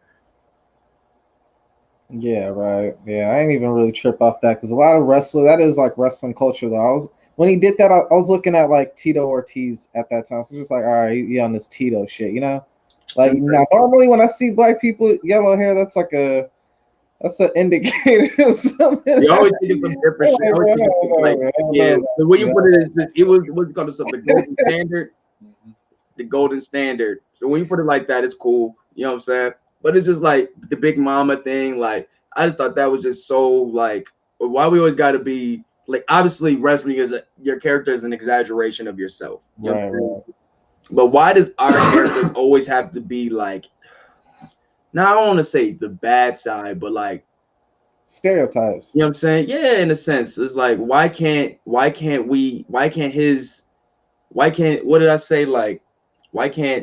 like with Bianca Belair. I'm cool with the whole clapping shit, whoop de whoop. That's cool because you got girls from the hood that watch wrestling, probably. You know what I'm saying? But why can't we have some? You know what I'm saying? Of our black people like Chip. Why can't I have a black champion move like Triple H? You know what I'm saying? Why can't I get a black wrestler who don't got rap for their theme song, man? I get like they damn near all got rap for their theme song. Like Ember Well, Moon. I can't. Like, I mean, The Ember I would Moon is probably, I would personally choose rap if I had my theme song. I mean, I can't lie. If I would like for my music to be played, I don't want to have everything be rock. You know what I'm saying? I want something that's gonna catch people off. I mean, no, there's a lot of ethnicity now, and so there's a lot of rap up in there. You know what I'm saying? It's just like Shout out damn, to Wayne. the either they dance, rap, or got rap music for the theme song type shit. You know what I'm saying? Like It's like some. I It's don't know. obviously some people you can make an exception for. Like so, like with Montez. Like if I put him in the '80s, he perfectly fits in with probably like 90% of the wrestlers there, just off his energy. You know what I'm saying? But I think with it now, with people seeing it now, is nobody else is like that. Perfectly like, oh, why you being like this and such? Like, why you got to be so extra? You know what I'm saying? Wow, like, nah, bro. You put him in the '80s in the new generation era, he's the same as the goddamn Hulk Hogan's, the Warriors, everybody who's using that same type of aggression and voice, like, you know what I'm saying? Remember when Taker was talking about that shit with Snoop Dogg, how everybody was using that voice and shit? Oh yeah. Yeah, you know what I'm saying? So I was like, okay, I can make an exception with that. But then, you know what I'm saying? If you think about how the New Day originally started as like a motivational preacher type shit, That's super. and then they changed their shit up once they see people like the whole twerking, and it was like, you got to do what you got to do to get over, but it's like, come on, man, like, you know what I'm saying? Obviously, we looked past it and just, you know what I'm saying, appreciated them as just, you know what I'm saying, our black champions, but man, that was just some tough shit to really try to, you know what I'm saying, really have to look at for real. But they pushed them to the moon. They started racking them titles up, and they started like once we started seeing who they were as themselves, and they really started being themselves on the stage. That's when I was like, okay, all right, I rock with them now. I can really fuck with these dudes now. You know what I'm saying? Hurt business. We let a lot of bullshit WWE. We let WWE get it with a lot of bullshit. Oh, yeah, we did. Professional wrestling, you know what I'm saying? But hey, do you think that's why the ratings are down? Because maybe less racist people are tuning in because maybe there's more ethnicity now? Nah. WWE shit been tanking little by little, year by year. Think about it. I mean, the racists are always going to watch wrestling. Champions black. You gotta think about it, bro. That the racists are always going to watch wrestling, and just me. A lot of wrestling purists come from the South, and you know how that gets down. You know what I'm saying? Not saying everybody in the South is racist, but a lot of y'all down there is racist. Right, and it's just like, man, it's a lot less pandering to that. You know what I'm saying? Like, one thing that told me that I met a wrestling I did see a video that it was a lot of white people. Like the person kind of literally made. Well, not I was like made the video like that, but the person who commented on it kind of pointed it out. There's a lot of white people that be loving the shit out of fucking Bianca Belair, from the hair whipping to the, you know what I'm saying, like her little bop in the ring and such like that, her song, like, so it depends. Like, wrestling fans are a little different. Well, younger wrestling fans are a little different, you know what I'm saying, especially in this generation.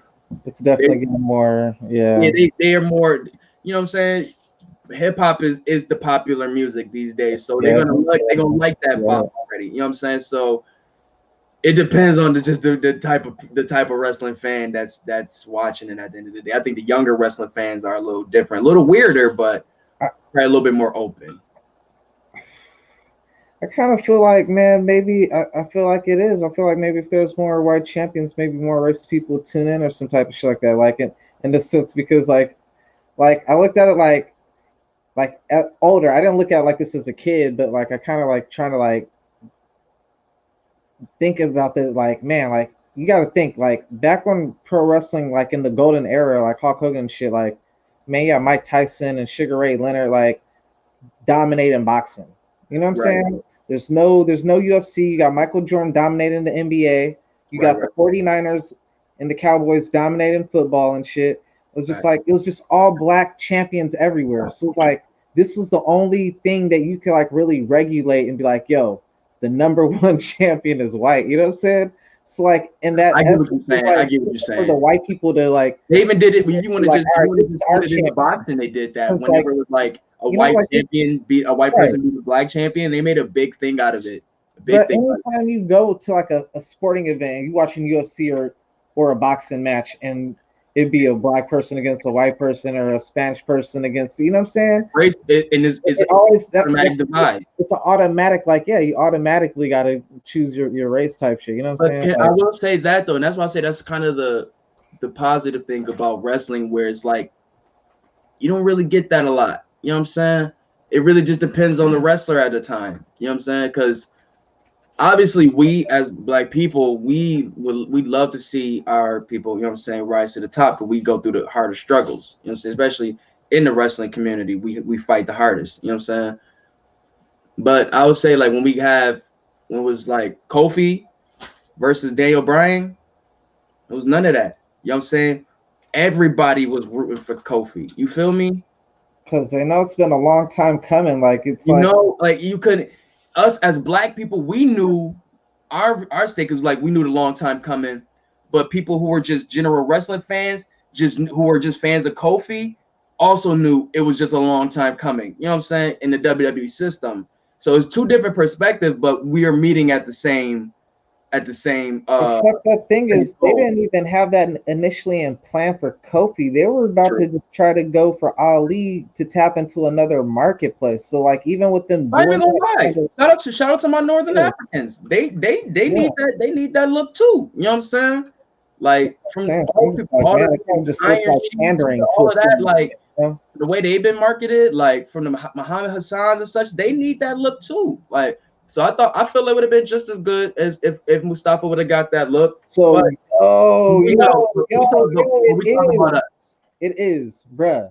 But no, That's no, I think we exactly all. that's exactly why there's a decline in this shit, bruh, because it stopped pandering to this white superiority ideology. You know what I'm saying? Like, it's kind of like I already got them hooked. You know what I'm saying? Like, I already got that white audience. Like, we're gonna have a certain number that is set that we're good with. You know what I'm saying?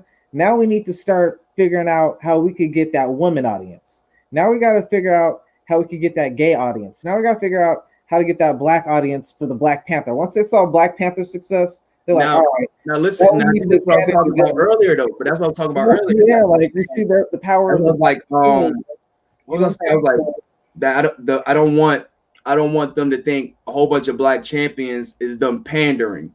You know what I'm saying? Because it's needed. What's needed shouldn't be pandering. You know what I'm saying? Like we need diversification. You know what I'm saying? Absolutely. But that's what I'm saying. They got their own little champion lounge right now. I'm peeping on Raw right now. They got their own little champion lounge on the stage on the ring. That shit fire. With the Hurt Business. Yeah. But let's close this joint out, man, because I know we both ready to watch Raw. So we had Hurt Business going over. Shout out to them. And to close that out with all in all, it's great to see the Hurt Business the way they look. Like strong, professional, you know what I'm saying, champions. Not saying, and it's no slight to New Day because it's good because black people are not, it's no just one side to black people. We have all different type of personalities. So it's great to see all of our styles, you know what I'm saying, presented as champions. But you know what I'm saying, it's great to see that it's outside of the New Day. Now we got the, you know what I'm saying, Hurt Business. You know what I'm saying? So y'all can see black strength now. You know what I'm saying? So now we got that. Next we had the fucking, pardon me. We had the tag Asuka and Charlotte winning the tag team championships off of Nia Jackson, Shayna Baszler, which was, I mean, we seen that coming. We knew Charlotte was coming. I predicted Nia Jackson, Shayna Baszler to win because I thought Charlotte was gonna screw Asuka over and to go into their feud, but they got the titles. We got a babyface Charlotte right now, and you know what I'm saying. Shout out to Nia Jackson, Shayna Baszler. They're pretty good with the titles. I'm not even gonna hold you. To do what they did as heels, they made us hate them. You know what I'm saying?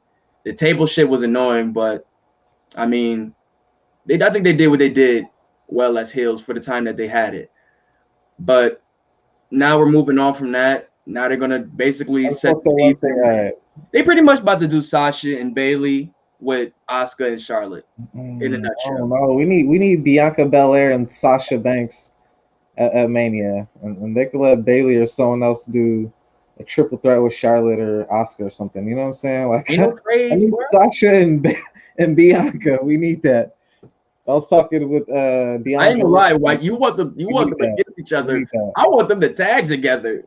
I want a tag team with them. That'd be cool too, but like, that'd be a good one. That's just one of the matches I want to see.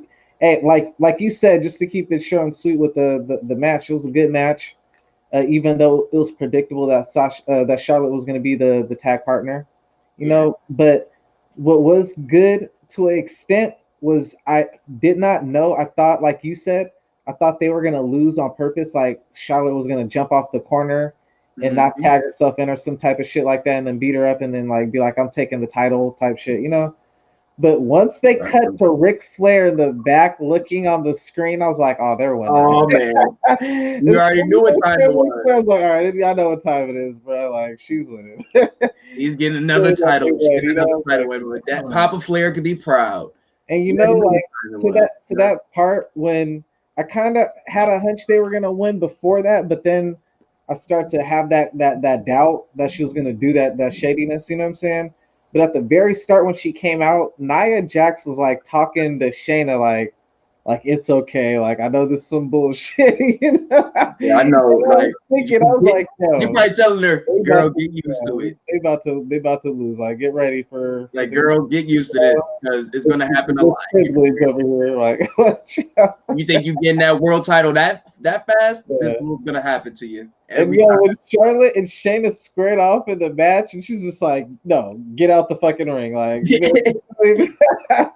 she stayed away from Shayna a good portion of that match. I was just like, "Damn, man, Charlotte really just pulled rank on her." Like, it was real, bro. As soon as she put her in that carry through the clutch reversal, they even lock that shit in. That's what I'm saying, man. Like, Charlotte, she got great offense, but like that would be a great match. I would love that match with Charlotte and her having to do the figure 8, and you know Shayna be able to break anybody damn near down.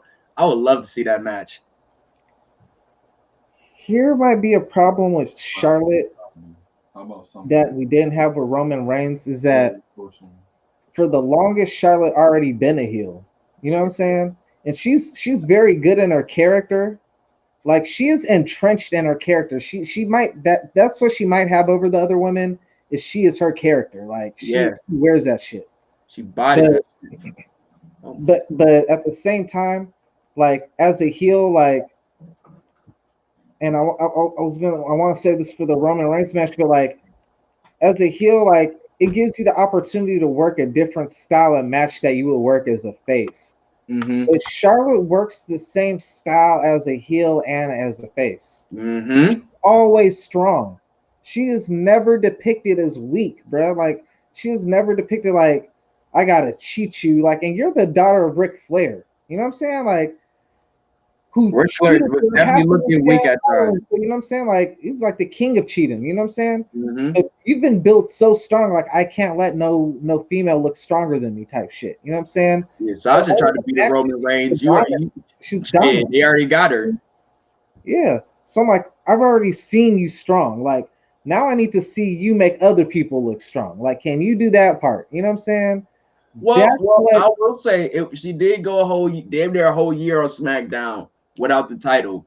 So without the title, but she's still like, if she loses the match, it ain't because like, you know what I'm saying? If she loses the match, she got cheated out of the match. You know what I'm saying? It ain't the other way around. Like she's winning because she has to cheat. She's beating everybody with one of her 2 finishing moves for the most part. You know what I'm saying? She hardly has had to be the dirtiest player in the game. You know what I'm saying? Bro, only person that could probably do that, and they probably got the ball, not the balls, but the faith that they want to put this push into this person to do this is probably Bianca. Like they really got the faith in her. You know what I'm saying? So if anybody is beating Charlotte clean, it's probably Bianca. even in Charlotte winning the match, like she doesn't like cheat to win it. You know what I'm saying? So like, Mhm. so it's like with Roman Reigns in the Kevin Owens match. Is that the next match? Like Yeah. I saw people like complaining, like, "Oh man, Roman Reigns is weak," and da da da da. I'm like, that's perfect. That's why I like to hear that. I'm like, That's damn, what we're saying. We've been waiting for Roman to that's struggle. perfect. Like the people complain about that as like the sucker. Like, all right, man, you just got suckered right now. You know what I'm saying? Like for the longest, we've seen Roman Reigns protected, which is why Hmm. a lot of people are turned off to him because he's always made to look strong. It's kind of the same problem Charlotte has to a certain extent. You know what I'm saying? Like we know At you're the least guy this for time, the sure. way he does it is Like warranted. You know what I'm saying? it's like they're Like both when Jimmy came in wrestling at certain times to royalties, save man. him, like at least it was warranted. We know Jimmy can't let this title go out of Roman's hands, or it's downhill for him. You know what I'm saying? So his Even interference in helping Roman is warranted. You know what I'm saying? So it's like they set it up perfectly for the shit Roman does to be, I guess, in a sense, protected is warranted. And we don't, you know what I'm saying, we don't bat an eye. Well, we won't bat an eye to it because it was like, okay, it's part of the story. Where Charlotte, like you said, is we get it. It's the old Roman shit, pretty much. You know what I'm pretty saying? much like it's like with Roman Reigns though, with him being a heel, like with Charlotte, even when she's a heel, she's strong. You know, like with Roman being the heel, he was able to get his ass whooped. You know what I'm saying? Yeah. And still come out with his heat. You know what I'm saying? Still come out looking good or whatever. But it really like let KO cut loose. You know what I'm saying? I And like mean, let's keep it seeing tall, that, man. It really started with her beating Oscar, taking Oscar streak. It really started with that. And that's damn near equivalent to Roman Reigns eliminating Daniel Bryan. for a long time too, with Kevin Owens being the heel You and shit, eliminated or you just won it? taking on taking on these other people as the heel, he'd have to like really limit a lot of his offense. You know what I'm saying? Because it Mm-hmm. doesn't fit the heel That's why I love the they have in guillotine. WWE. You know what I'm saying? That's But why I love the guillotine choke. him being the face, he got to look like a million. But he reminded me like you know what I'm saying. Not that he was never not elite. You know what I'm saying in my eyes, but he reminded me like he's that nigga. You know what I'm saying? Like he was wilding out that He match, let bro. boys know, like, hey, He was yo, stop playing wilding with your boy. out like yeah, this is that dude. You know what I'm saying? But The nah, man. only thing that messed me up about that match that took me out of that matchup, bro, Mm-hmm. there was like two really good spots, and you're just like they could have ended the match, but there was two tables still in the ring, and you're just like this match isn't over until the both the tables go through. It's You so, know what that kind of reminded me of? It so reminded me like of yeah, War that Games. shit It was over reminded with, me of yeah. just the recent War Games with all the names of undisputed tables still up. And Yeah, I'm like, with oh no, the somebody still got to get like thrown through that those until they tables right all there. go This through shit those ain't nowhere near over. I'm like, yeah, this match is over once that last table is gone through, and that's exactly what happened. Yeah, man. Yeah, But I ain't gonna bro. lie, man. I'm happy they capitalized on all the time that they had, It's man. still a great Every match. little bit of that moment of that match had your eyes glued to it because you had Roman like kicking his ass at a point. Then you had, you know what I'm saying, KO's, you know what I'm saying, resurgence, getting like whooping, you know what I'm saying, KO the super kick into the stunner was so fucking fire. I Yeah, don't that little that's the sequence right there was dumb lit. It had KO looking like $1,000,000, man. dog. KO was looking like that dude, man. Like he's Telling looking you. like the he was looking like that, you know, like and that's why I like in wrestling. Like I said this with Kenny Omega, bro. Like I like the chase more than when you get there. I mean, even I got It obviously depends argument on the this wrestler. shit is I so look at more as overwhelming. You know what I'm Mox as saying? that In that type of case, it's like I like it when the good guy chases. You know what I'm saying? person. That bad guy, because then once they do beat him, it's a bigger payoff. You know what I'm saying? Mm-hmm. As opposed to you just being handed it or you just getting it off the first try type shit. You know, that's why it'd be cool with Sami Zayn cheating Biggie a couple of times until it gets to like a big pay per view. You know? I feel 'Cause you. I feel I you. hate it. That's what I hate. I hate when like you'll have somebody like for instance with Sasha Banks. I'm glad she's finally defending the title because every time when she'd have her title runs back in the day, she'd get them on the small little in between pay per views. You know what I'm Yep. saying? And then when the big pay-per-view, the Summer Survivor Series, the SummerSlam, the WrestleMania, all that shit come up, she losing. You know what I'm saying? It's like, damn, when did they get that big moment? You know what I'm saying? Like, they're being regulated to a smaller pay-per-view type of shit, and it's kind of like lets you know your place in the company, you know? Yeah. Well, I mean, if in that case, I guess we're glad that KO did. Well, not if beating Roman Reigns wherever is big though. He beat Roman. I didn't even know the stat until I forgot it. I was like, damn, he did beat Roman Reigns 4 times. Every time, and for world titles. So I'm just like, I forgot about that shit. And you know what? Like, thinking about it too, they've always had great chemistry, bruh. Oh yeah, their match at the Rumble was good. Where else they had that match on Raw? It was good. Where else they faced off at? They've always had good matches, man. Yeah, KO, they definitely have good chemistry, man.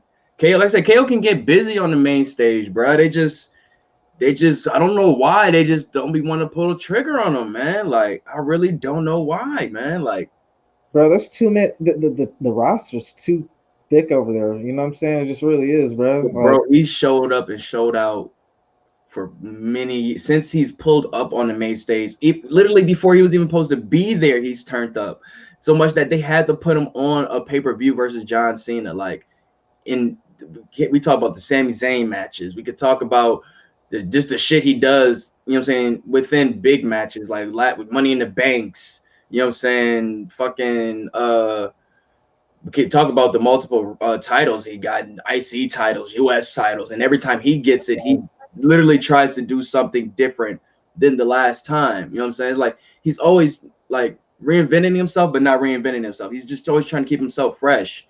And same with Sami Zayn. We talk about that with Sami Zayn. Like, with KO though, even more. I was gonna put them on the same cloth, but damn, when I really think about it, and now I kind of agree with Booker T a little bit. The same thing I thought with Sasha Banks. Like, you know what? Like, everybody has their best match with Sasha Banks for the female. Like, I'm looking at KO right now, and I'm just like, damn, KO has the best matches with Sami Zayn.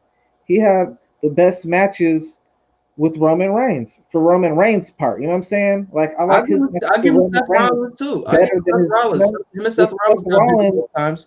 Seth Rollins, I'm 50-50 because I was gonna say he had the best matches with Dean Ambrose, but I'm 50-50 because Seth Rollins and Dean Ambrose had some crazy matches as well. So it's like, man, it's between him and Seth for who has the best matches with Moxley and WWE. You know, like, I'll go with Seth. I'll go with Seth. He's one of those people who has like great matches with pretty much everybody you throw him in there with. You know what I'm saying? And that's the thing. I'll be wanting to do WWE just look at him just like that. You know what I'm saying? Like, okay, we know he can have a great match with this guy to get him over. And I'll be like, come on, fam. Nah. Like, I don't know, man. Like, I don't know if it be age. I don't know if it's like I said, just sometimes it ain't that time. Worker, right now, it's not that time for Roman. It's not that time for Roman, man. Like, the messed up thing is, like, WWE is gonna mess himself up now. Like, I like Drew McIntyre, and like, if they really want to do what they're gonna do, like, they already fucked up because like Triple H already said like Roman Reigns versus McIntyre is gonna be like the next big thing. You know what I'm saying? Like, this a lot of people saying that's the Rock and Austin right now. Yeah, and I'm just like, all right, they already planted the seeds. But like, they're both on different shows and they both got titles right now. So who's the person who's going to have to lose their title? Either it's going to be a unification, which holds up another main event slot, which would be dumb. You know what I'm saying? Honestly, I don't see them unifying the shows. Well, 2 different networks. Another 5 years. You have USA and then you got Fox. So it's like, they might not want to, you know what I'm saying? They might have different. That's what I'm saying. If these ratings continue to drop how they drop, one of these stations is going to drop one of these shows, and they're going to go back to Lincoln on one show. I promise you, bro. Yeah, if it continues how it continues like this, with these ratings dropping, I'm telling you, man, one of these joints, when it comes time to resign, they're going to be like, brother, it was they really do need 2 shows, man. It's I'm like, telling you, man. Yeah, it's gonna suck because like y'all, it's so much talent that y'all shouldn't have been here. Y'all shouldn't have been in this space. You know what I'm saying? All of these great producers that y'all had, or either had or got or either fired. You know what I'm saying? With so much great minds that, like I said, probably let go or don't utilize that well. You know what I'm saying? Y'all let y'all potential just drop. You know, say what's the point of you know what I'm saying, of, for lack of a better term, raping the market, taking all of these superstars from everywhere else to bring them here and not capitalize. And we know now Vince was just taking people just so other people can't make money, bro. Right. Like that's the most cutthroat. You know, Vince is just cutthroat. You would think for a person already well off, like why would you like go through that much trouble just to like keep someone else? Capitalist, bro. You know what I'm saying? It's capitalist for you, man. It's capitalist.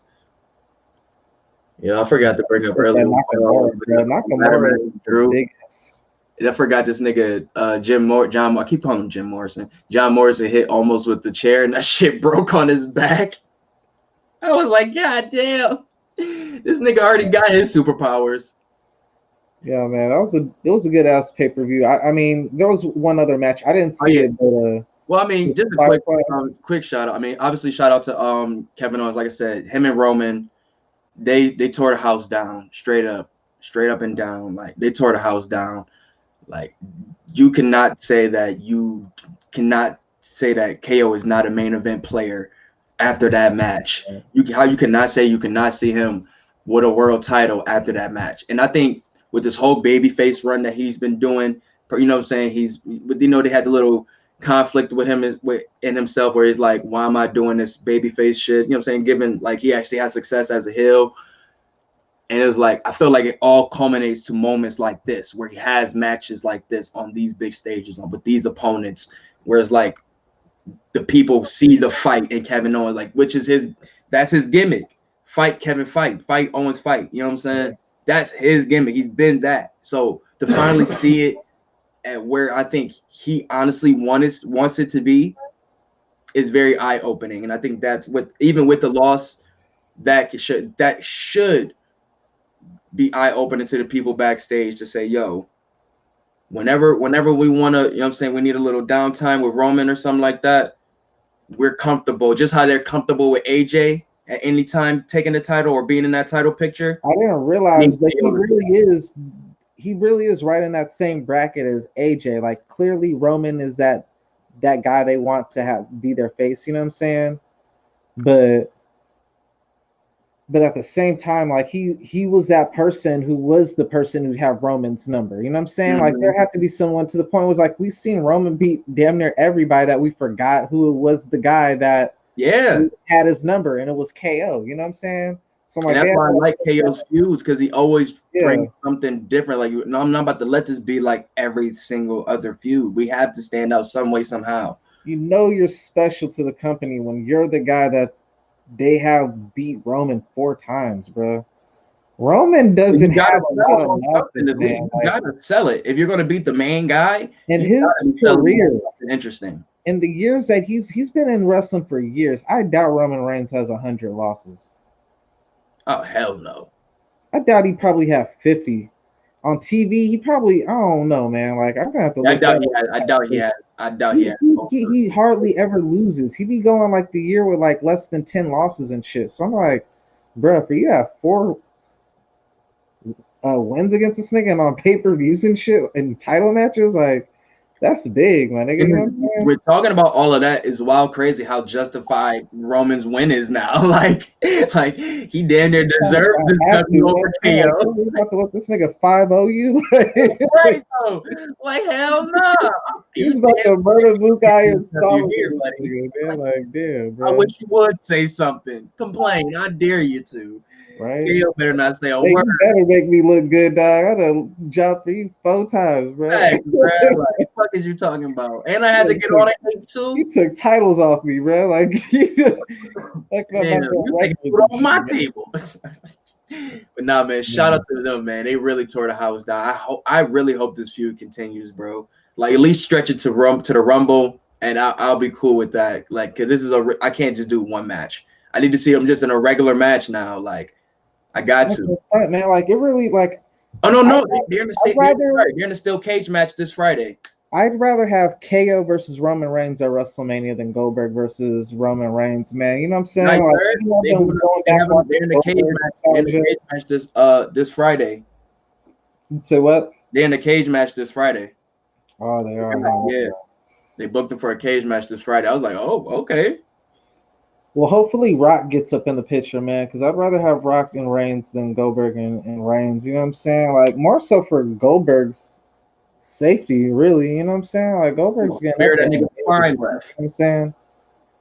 He's getting up there in age, man, and it ain't really like too much of a. I wish they would like bring that. Goldberg in to do that shit he did to the Fiend to Roman. I wish they would.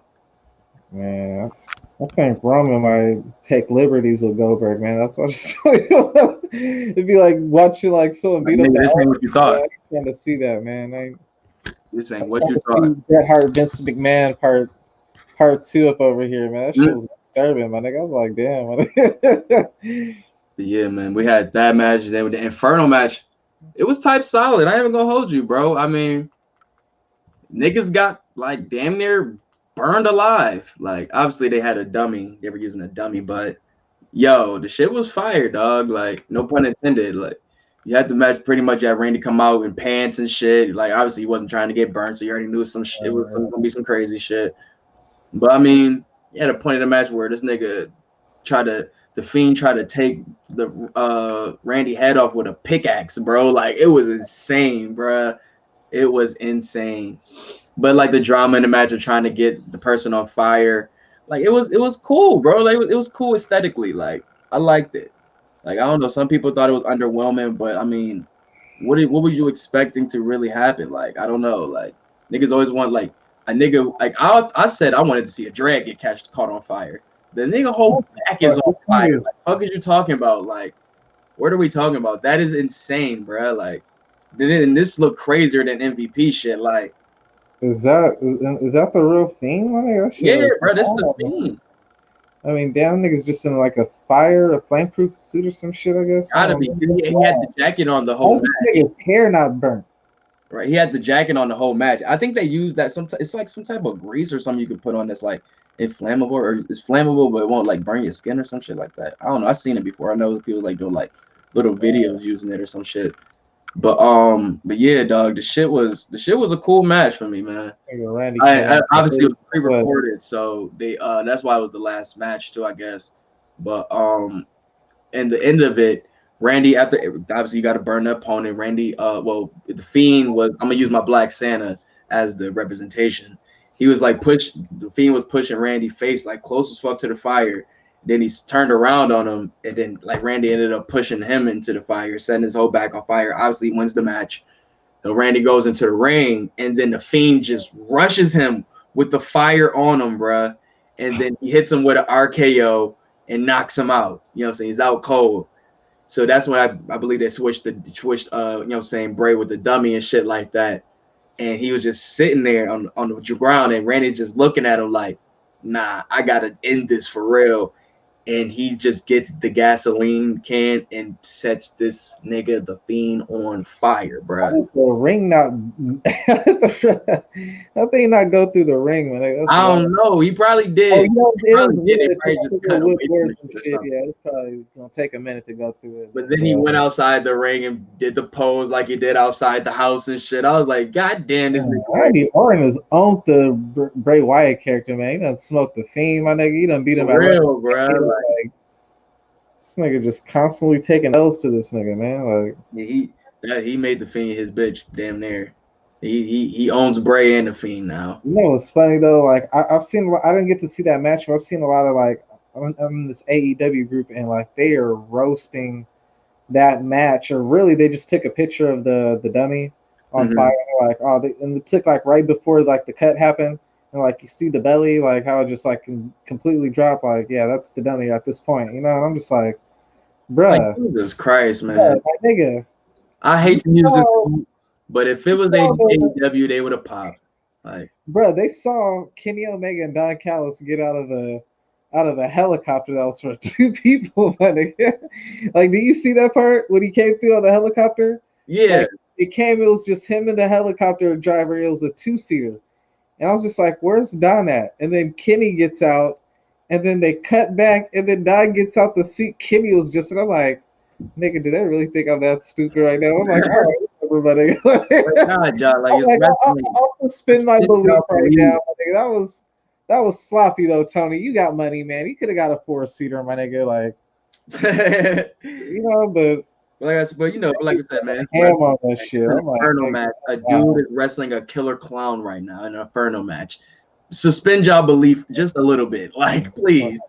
Like we're watching wrestling. Go for Batman audition over here. Like, bro, this is the height of what wrestling is at this point. Like, come on, like let's relax, guys. But like I said, it was a cool match, man. I would have had the Roman and KO. Obviously, I would have had that ended. But shout out to TLC. Solid pay-per-view, man. Nothing really like crazy, but nothing really trash either. You know what I'm saying? Both the world title matches were really good, and the women's title was really good. Tag match was good. That's 3 really good matches, man. That's a good pay-per-view. Tag match in there too, man. All title matches were good in my opinion. I mean, there was not a bad match to complain about. The only thing I could women's tag match was cool, but very the Asuka Charlotte match. If anything, that was the weak point. That, and I didn't get to see the Inferno match. Yeah, I didn't get to see the pre-show match either with Biggie on it. Yeah, I heard it was solid. It was a solid pay-per-view. I mean, shout out to them, man. TLC really isn't that entertaining to me too much. This one was really good. I'm not gonna say really good, but it was good. Man, I would have been a little bit more happy if Miz got the title, but it makes sense for McIntyre, you know. Yeah. They trying to make The Rock Austin, you know, but that kind of, I wish she would have never said that, because it's just like, now we know your mindset, you know what I'm saying? Like, that's what you're like stuck on, you know. Like, I hope you're flexible, because man, you know, damn, I feel bad for McIntyre. Like, you're kind of like, you're having your time during the pandemic, but at the same time, Roman Reigns having the best time of his damn career during the pandemic. So it's like, really what you make of it, you know what I'm saying? Right. Drew's definitely got to take it up a notch now.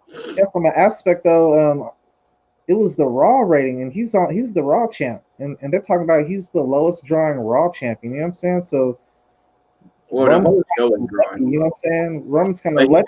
He do got to take it up a notch. He do got to step. Because if not, then like, what's the point of pinning the title on? You might be wanting to look for who your next guy is. You know what I'm saying? Even though he paid his dues or whatnot, sometimes it ain't about who paid your dues, about who's that draw. True. Who's gonna be that person making that money? You know.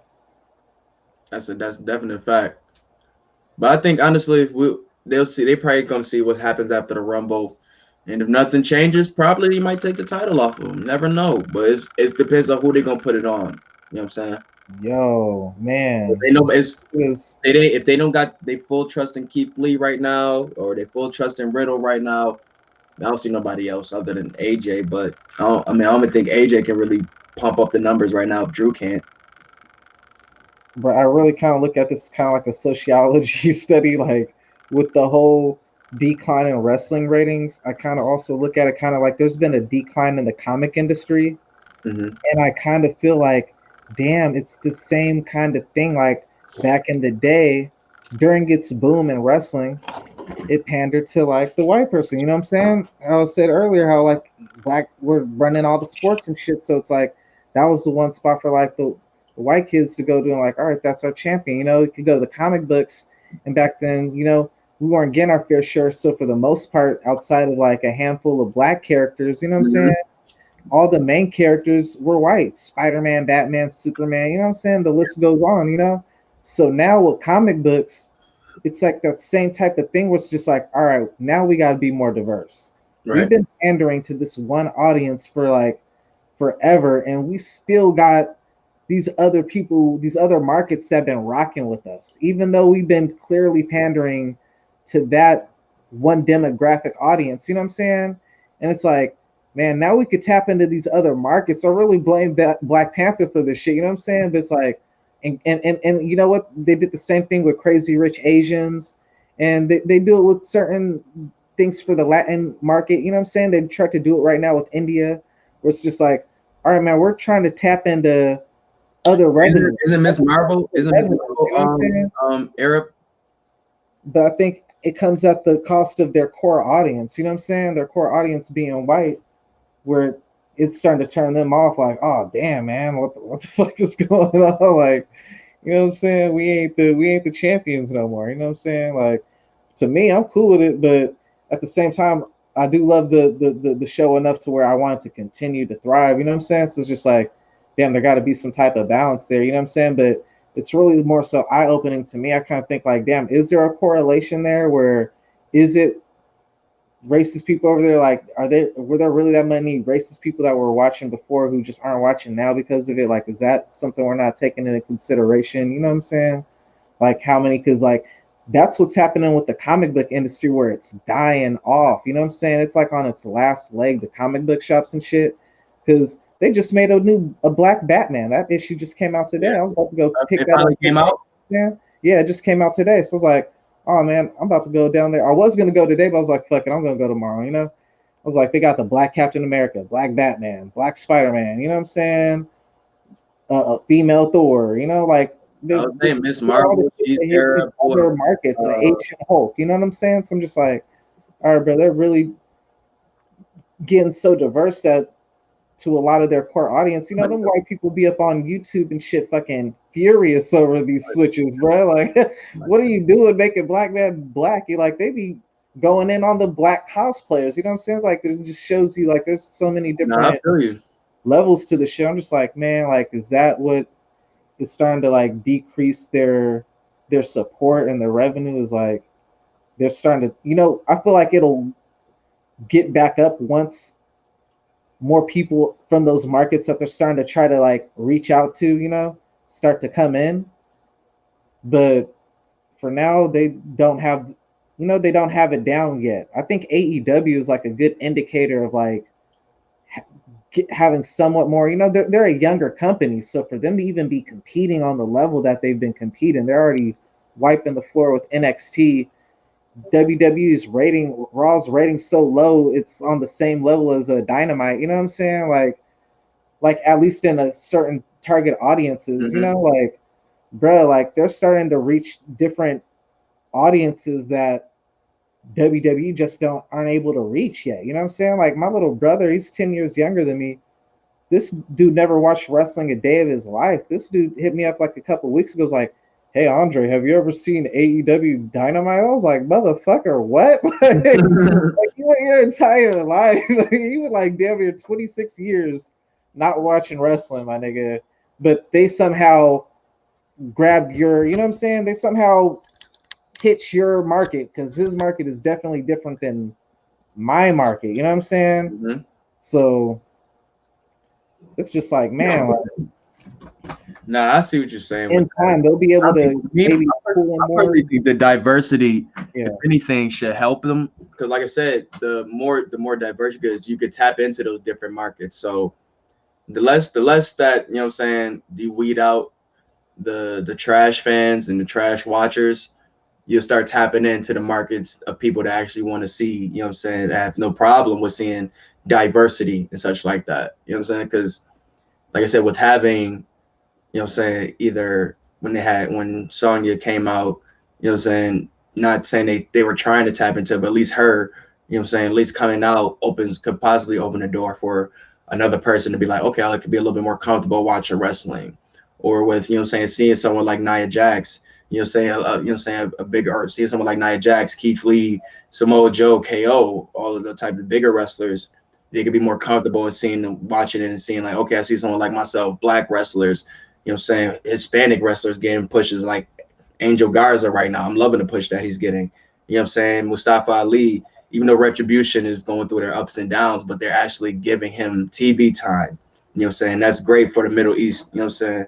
So it's the diversity is, I feel if they keep this up, it's going to work in their favor in the long run. Because, you know what I'm saying, the millennials are trying to push more diversity and, you know what I'm saying, stuff like that. So I'm all for it, and I do agree to a certain extent that, you know, but it's gonna have to come over time and hopefully. Oh yeah, straight up. But man, one thing that was alarming to me, man, I don't know if you recall, man, you remember when Del Rio came back, takes the title from John Cena, and you're just like, what the hell is happening right now, right? Like they were clearly trying to tap into that Latin market, and Del Rio was their guy.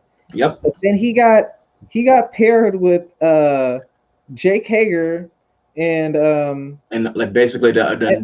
Cesaro and that shit, and they had that racist ass angle, we the people shit, but they were initially kind of like how you said New Day, how they were like initially like a different direction. Like with them, the direction wasn't really to push Jake Hager as a face, you know what I'm saying, or them as the face and shit. They were really trying to like get sympathy on Del Rio, you know what I'm saying, and kind of like a bad version of the X-Men. You know, like I like how X-Men dress their shit up with like uh bring it to like the forefront like racial injustices and shit like that, but they put it in a way like they put people of different ethnicities in black people's shoes by, hey, we have a white guy, we have a white girl, but they're getting dealt with racism. They're dealing with racism like how a black person would be dealt with racism. You know, you have every nationality that were basically experiencing racism through the X-Men to where like, oh, now I get it. You know what I'm saying? Like how before people have a blind eye to that shit, like, oh, this ain't well, you know what I'm saying? When they see that shit through like someone that they identify with, now they're able to, oh, I get it. You know what I'm saying? It's like a hidden curriculum. Like, but with WWE, it was like so like not well dressed. It's just like, all right, we're gonna say a bunch of racist shit, and then that's gonna make you think this guy's the bad guy and this guy's the good guy. You know but they got behind that racist shit. They was like, we the people, motherfucker. I was just like, dog, what type of shit is going on right now? Proud Boys. Yeah, they was like, you are not our guy, Del Rio. We're sticking with the white dude. We agree with this dude. Like, y'all niggas coming over here illegally. They was like wilding, bro. I was just like, this whole angle is crazy. And you know that goes. You can take that all the way back to JBL. Yeah. JBL, Brock versus Eddie. Come on. Randy versus Ray. Whole angle was wild. But man, I think we give a good note to close up out of this joint, man. Said shout out to you, bro. Thank you for coming up here to break down with me. Good conversation and shit like that. You definitely got to do this again, man. And tell Joe he a hoe ass nigga for not pulling back up. But yeah, plug your shit, man. Let people know where they can find you at, bro. All right, man. Yo, man. Make sure if y'all on Facebook, go to the Whole Effing Show for my gaming channel. Same on Twitch, the Whole Effing Show. Paying homage to RVD, man. And, you know, also very rarely when I'm not up on here with my bros, man, sometimes I'll review some old wrestling pay-per-views and whatnot at 5-Star Pod Splash on Anchor and wherever Anchor streams to. I think they got Spotify and a couple other platforms. So, man, look out for it over there, man. Once again, man, thank you for having me, my brother, man. Most definitely, bro. Sign off. Weeks ago, be out of this joint. As you know, it's your boy Ari Starks, man. Get your bars off podcast. I know everywhere where you can find me, man. Ari Starks on IG and Twitter. Follow the pod on everywhere if you want, man. You need to get that shit on Spotify. I mean, not Spotify, on SoundCloud soon. But follow us on YouTube at Get Your Bars Off Podcast. Follow us on Spotify and Apple Podcasts at Get Your Bars Off Podcast. And follow us on Twitter at Get Your Bars Off Pod. But yo, like I said, shout out to my bro Andre for coming up here and pull up. Shout out to my bro Joe also and everybody in the chat. This is S.T.A.R.K.S and Smarks, episode 2. We out.